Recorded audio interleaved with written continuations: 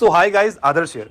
कल से आप लोगों की यार जेईई मेंस की एग्जामिनेशन स्टार्ट हो गई। 24 जनवरी को शिफ्ट 1 और शिफ्ट 2 का एग्जामिनेशन खत्म हुआ। तो आज के इस वीडियो में हम लोग पूरी डिटेल एनालिसिस लेके आए हैं और इसकी आंसर की आप लोगों को डिस्क्रिप्शन पे मैंने लिंक दे दिया है, अपनी वेबसाइट का भी लिंक दे दिया है और अपने एप्लीकेशन का भी लिंक दे दिया है। आप मेरी एप्लीकेशन को जब डाउनलोड करेंगे तो वहाँ पे एक नोटिफिकेशन का सेक्शन आता है, वहाँ पे आपको सारे आंसर की और जो भी अपडेट्स आएंगे ना वो सारी चीज़ें मिल सकती हैं। तो एक बार आप अपडेट का ऐप को डाउनलोड कर लीजिएगा, आपके लिए हमेशा ये काम आने वाला है। या फिर वेबसाइट की लिंक तो आपको वहाँ पे मिलेगी, वहाँ पे एक्सपेक्टेड कट ऑफ आंसर की वो सारी चीज़ें मिल जाएगी। वीडियो लाने में थोड़ा लेट इसलिए हो गया यार क्योंकि माँ का कल हमारा शांति पूजा था, माँ के लिए शांति पूजा था, इसी वजह से कल मैं वीडियो नहीं ला पाया। तो अगर मैं फर्स्ट शिफ्ट की बात करूँ यार तो दोनों ही शिफ्ट को मिला के मैं एक चीज़ कहना चाहूँगा कि कई शिफ्ट पिछले साल 2021 या 2022 में भी ऐसे देखे गए जहाँ पे यार कुछ शिफ्ट ऐसे होते थे जो कि रिलेटिवली बहुत ज़्यादा टफ पूछ दिए जाते थे। तो जो कल का एग्जाम हुआ शिफ्ट 1 और शिफ्ट 2 का एग्जाम हुआ, दोनों ही शिफ्ट की पेपर को आप ऐसा नहीं कह सकते कि बहुत ज़्यादा डिफिकल्ट लेवल पे क्वेश्चन पूछे गए। सबसे पहली बात तो ये। तो अगर मैं शिफ्ट 1 की बात करूँ तो ओवरऑल डिफिकल्टी की बात करूँ तो मॉडरेट टू ईजी कह सकते हैं या फिर ईजी टू मॉडरेट आप लोग पेपर कह सकते हैं। अगर मैं फिजिक्स बात करूं तो फिजिक्स, केमिस्ट्री, मैथमेटिक्स में इन तीनों ही सब्जेक्ट्स में से सबसे आसान जो पेपर था वो फिजिक्स का था। उसके बाद और सबसे ज्यादा जो डिफिकल्ट क्वेश्चंस जो पूछे गए थे वो आपकी केमिस्ट्री में पूछे गए थे और मैथ जो था हमारा वो मॉडरेट टू लेंदी कह सकते हैं आप लोग, उस तरीके का पेपर था। मतलब डिफिकल्ट नहीं था, क्वेश्चंस बनाने में आप लोगों को वक्त लग सकता था, बट मॉडरेट लेवल के क्वेश्चंस आप लोगों को पूछी गए थे। ओवरऑल अगर मैं शिफ्ट 1 की पेपर की बात करूं तो वो पेपर आप लोगों का इजी टू मॉडरेट लेवल पे आप लोग कह सकते हैं। अभी हम लोग एक्सपेक्टेड कट ऑफ की बारे में भी बात करेंगे, तो थोड़ा सा आप लोग वेट कर लीजिएगा। और अगर मैं 11th और 12th की अगर मैं सिलेबस रेशियो की बात करूं जो आप लोगों के क्वेश्चंस पूछे गए यार, तो उसमें से तकरीबन 47 to 48% क्वेश्चंस जो थे वो क्लास 11th से पूछे गए थे और 52 से 53% क्वेश्चंस जो थे वो क्लास 12th के पूछे गए थे। इसका मतलब ये है कि क्लास 12th से ज्यादा नंबर ऑफ क्वेश्चंस आप लोगों की शिफ्ट 1 में आई थी। अच्छा, अगर मैं शिफ्ट 2 की बात करूं यार, अब हम लोग बात कर लेते हैं शिफ्ट 2 की। तो अगर मैं शिफ्ट 2 की बात करूं तो इसमें जो आप लोगों का केमिस्ट्री का जो पेपर था वो केमिस्ट्री का पेपर इसमें भी चैलेंजिंग पूछा गया था।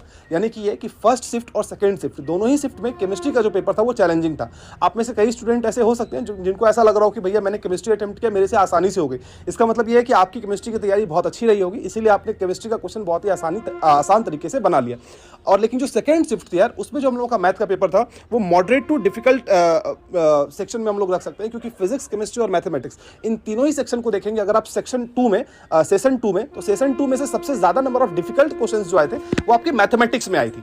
बात समझ आई? और इसमें भी फिजिक्स जो था आप लोगों का वो सबसे आसान था और जो इसकी केमिस्ट्री थी वो फर्स्ट शिफ्ट के हिसाब से स्लाइटली आप लोग इजी वो कह सकते हैं। ओवरऑल अगर आप फर्स्ट शिफ्ट और सेकंड शिफ्ट को देखेंगे तो 19-20 का फर्क था, ज्यादा का फर्क नहीं था। इसी वजह से जो इनकी एक्सपेक्टेड कट ऑफ जो मैं आप लोगों को बताऊंगा उसमें भी बहुत ज्यादा मेजर आप लोगों को डिफरेंसेस देखने को नहीं मिलेगा। तो ये हो गई यार हम लोगों की ओवरऑल एनालिसिस। और अगर मैं सेकंड शिफ्ट की बात करूं यार तो यहाँ पे हम लोगों की 46% क्वेश्चंस वो 11th स्टैंडर्ड से पूछे गए थे और 54% क्वेश्चन जो थे वो क्लास 12 से पूछे गए थे। अब इसमें यार थोड़ी बहुत स्लाइट बिट ऑफ चेंजेस आ सकती है क्योंकि अभी तक सारे क्वेश्चंस आए नहीं हैं। जब सारे क्वेश्चंस आ जाएंगे, आंसर की आ जाएंगी उसके हिसाब से, तब आप लोगों को एक डिटेल एनालिसिस करके बताने की कौन कौन से चैप्टर से, कौन कौन से टॉपिक से कहां से क्वेश्चंस पूछे गए, वो सब जब शिफ्ट खत्म हो जाएगी उसके बाद एक वीडियो उसके लिए भी आप लोगों के सामने वो आ जाएगी। अब जो मैं यार आप लोगों को एक्सपेक्टेड कट ऑफ बता रहा हूं, अब इसके बाद क्या है कि अगर मैं आंसर की बात करूं यार तो आंसर की आप लोगों को डिस्क्रिप्शन पे मेरी वेबसाइट की भी लिंक मिल जाएगी, मेरी ऐप की भी लिंक मिल जाएगी। तो आपको जहां से भी जाना है आप जाके वहां से डाउनलोड कर सकते हैं। और अगर आप चाहें तो अपने दोस्तों के साथ भी शेयर जरूर से जरूर कर लीजिएगा और चैनल को सब्सक्राइब कर लीजिएगा यार, क्योंकि अभी कॉलेज रिव्यूज़ वगैरह, एग्जाम अपडेट्स, बहुत सारी चीज़ें मैं आप लोगों को बताने वाला हूँ।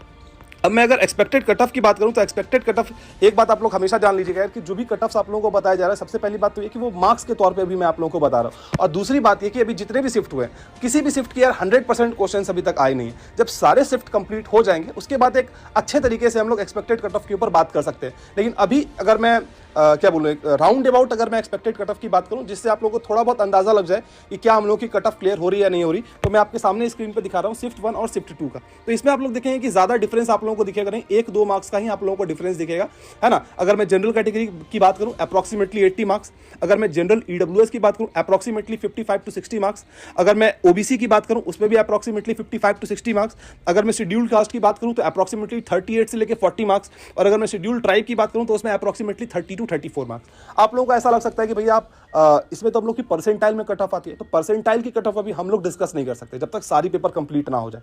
तो सारी पेपर जब कंप्लीट होगी तो हम लोग इसके ऊपर डिटेल एनालिसिस कर सकते हैं। अभी सिर्फ और सिर्फ एक जो पेपर था, पेपर के हिसाब से आप लोगों का क्या कट ऑफ जा सकता है, सिर्फ मैंने आप लोगों को वो बताने की कोशिश की। तो इसको आप लोगों को 100% एक्यूरेट नहीं मानना है, इसके राउंड अबाउट आप लोगों का कट ऑफ होगा, या तो 2-3 मार्क्स कम या तो 2-3 मार्क्स ज्यादा, इतना ही आप लोगों का कट ऑफ होने वाला है। तो ओवरऑल अगर मैं पेपर की बात करूं, या तो मैं अगर फर्स्ट पेपर की बात करूं या तो मैं सेकंड पेपर की बात करूं, तो दोनों ही पेपर आप लोगों का मॉडरेट लेवल आप कह सकते हैं, या फिर इजी टू मॉडरेट आप लोग कह सकते हैं। इसको मॉडरेट टू लेंदी या फिर मॉडरेट टू डिफिकल्ट के कैटेगरी में नहीं रखा जाएगा। तो मेरे हिसाब से ये जेईई मेंस के लिए बहुत ही अच्छा साइन है, आगे जो सेशन में बच्चे एग्जामिनेशन देने वाले हैं उनके लिए भी अच्छा साइन है, क्योंकि अभी तक काफी सारे बच्चों की पूरी तैयारी नहीं हुई होगी। और आप लोगों को अगर बहुत ज्यादा डिफिकल्ट पेपर दे दिया जाता तो वैसे बच्चे जो कि बहुत अच्छे हैं उनका तो बहुत अच्छा परसेंटाइल हो जाता, लेकिन एवरेज बच्चों की रिजल्ट वो बहुत ज्यादा खराब हो जाती। तो मेरे लिए एक गुड साइन है आप लोगों के लिए। आप लोग नीचे डिस्क्रिप्शन पे जाके आंसर की वगैरह देख लीजिएगा और आप मुझे बताइएगा कि आपका किस शिफ्ट में पेपर है आने वाले दिनों में, या फिर एग्जामिनेशन हो चुका है, और एक्सपेक्टेड जो आंसर की आई है उसके हिसाब से आप लोगों को कितने मार्क्स बन रहे हैं वो आप लोग मुझे कमेंट बॉक्स में कमेंट करके जरूर बताइएगा। ठीक है, तब तक के लिए